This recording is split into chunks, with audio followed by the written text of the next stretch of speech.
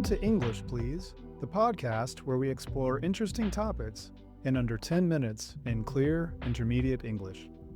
I'm your host, Christopher. I live in New York City, and I've always been passionate about languages and how we learn them. Whether you're listening on your way to work or while cooking dinner at home, this show is designed to help you with your English listening and comprehension skills. Today, I want to talk about something that will make your English sound more natural and fluent. Adverbs. I know adverbs don't sound very interesting, but the ones we're covering today are different, and you'll hear them all the time in conversation. These adverbs are the ones native speakers use constantly in everyday conversation. These are the words that make English feel real and natural. Before we start, a quick reminder. I send a free newsletter with each new episode. I send it only when new episodes come out. That's all, no spam. The link is in the show notes. Okay, let's go. The first adverb is actually. And this one is everywhere in English.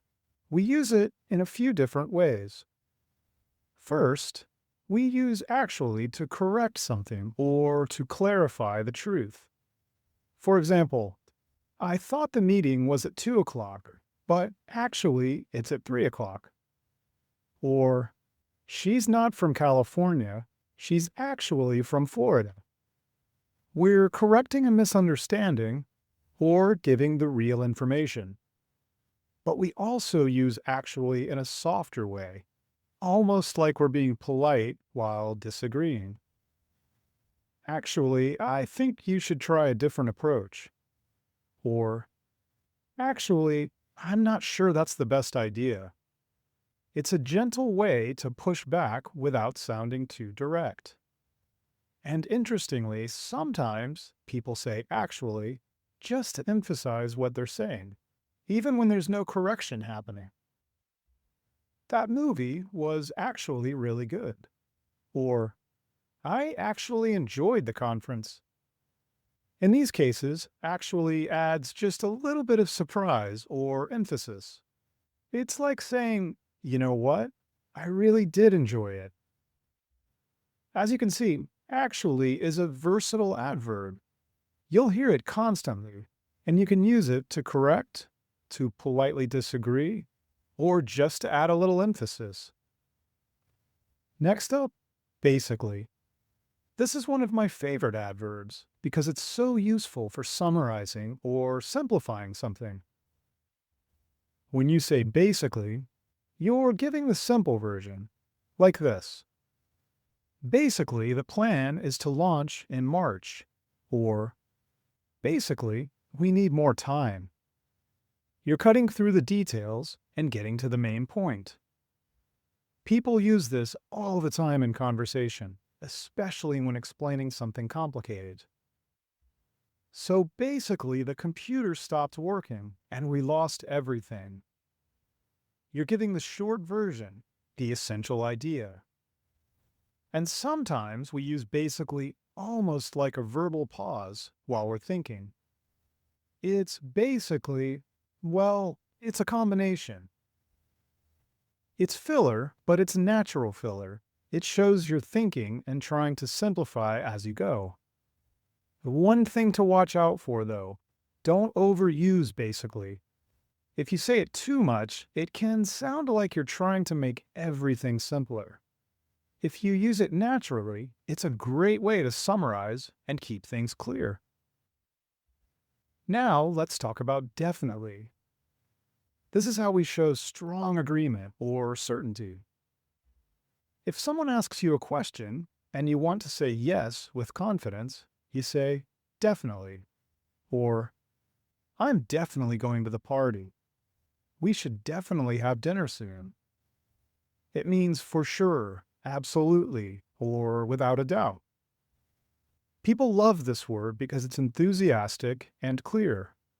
If you just say yes all the time, it can feel a little flat. But definitely shows you're excited or committed. Here's a common way we use it. Do you want to grab coffee sometime? Definitely. Let me know when you're free. It's friendly, positive, and very natural. You can also use definitely to emphasize a negative. I'm definitely not going to do that again. That's definitely not what I meant. It works both ways, as a strong yes or as a strong no. Next up, exactly. This is a useful verb that shows precision or strong agreement. First, we use exactly to talk about something precise or specific. The meeting starts at exactly 3 o'clock. This costs exactly $50. That's exactly what I needed. You're emphasizing that something is precise, not just close. But we also use exactly to show strong agreement, and this is very common in conversation. So, you think we should wait? Exactly. Or, that's exactly right. That's exactly what I was thinking. When you say exactly in response to someone, you're saying, yes, you understand perfectly. That's precisely what I mean. It's enthusiastic and clear, and people use it all the time to show they're on the same page. Oh, on the same page means you both understand and agree with each other. You can also use exactly for emphasis in questions. What exactly are you trying to say? Where exactly did you put it? In this way, it adds a little intensity or even frustration, since you're asking for precision because you're confused or even annoyed. Exactly can show precision, agreement, or emphasis depending on the context. Next, obviously.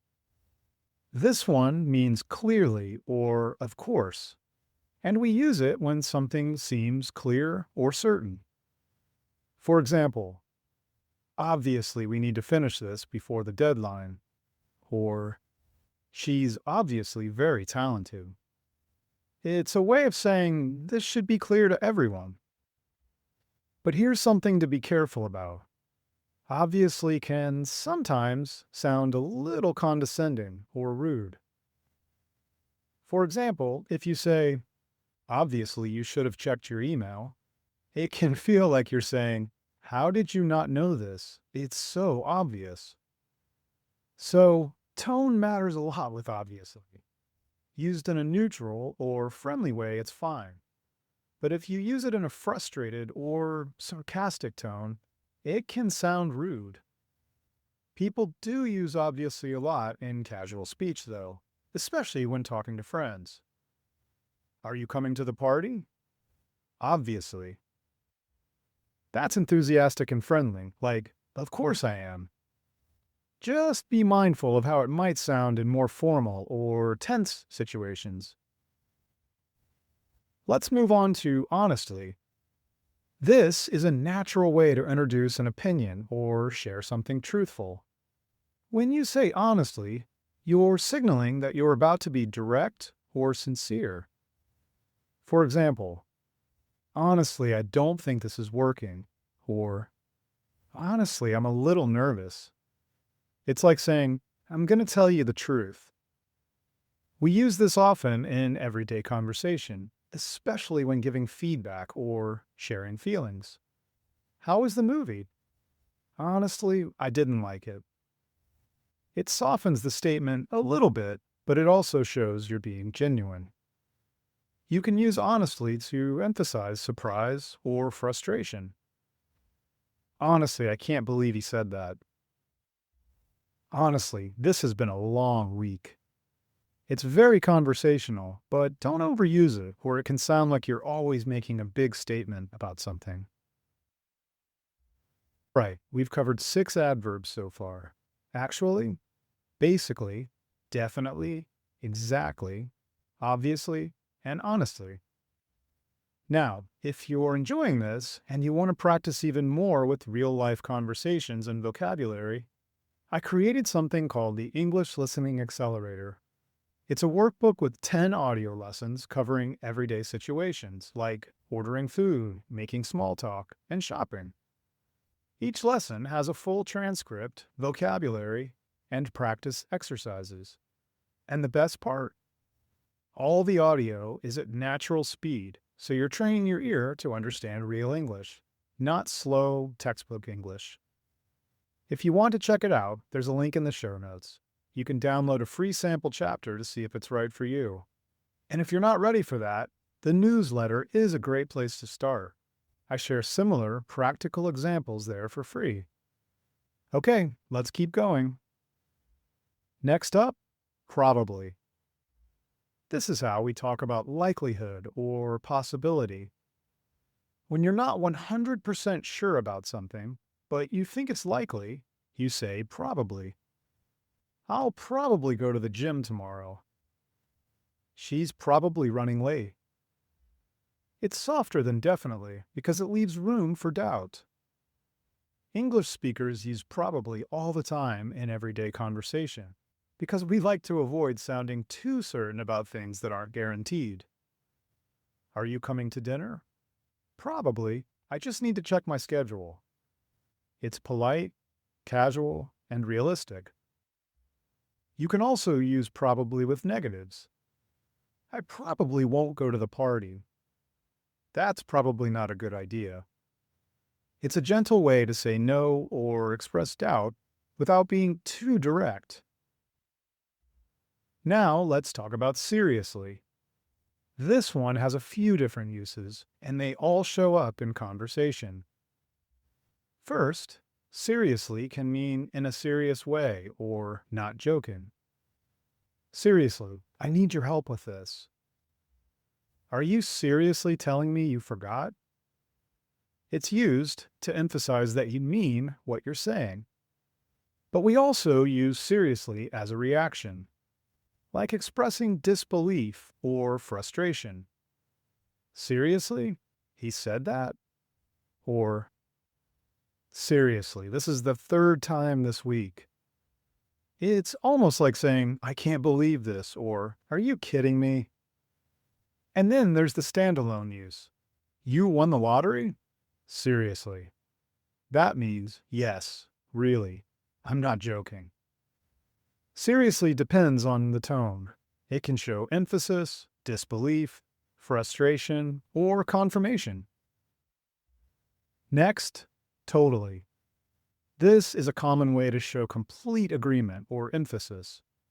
When you want to say completely or absolutely, you can say totally. I totally agree with you. That's totally true. I totally forgot about the meeting. It's enthusiastic and informal. English speakers love using totally in casual conversation because it sounds friendly and natural.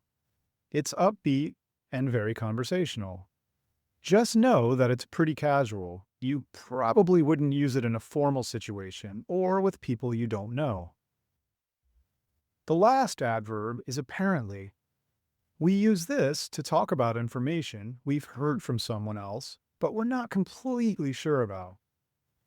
When you say apparently, you're reporting something, but you're also indicating that you're not the original source. For example, apparently the meeting got canceled. She's apparently moving to Seattle.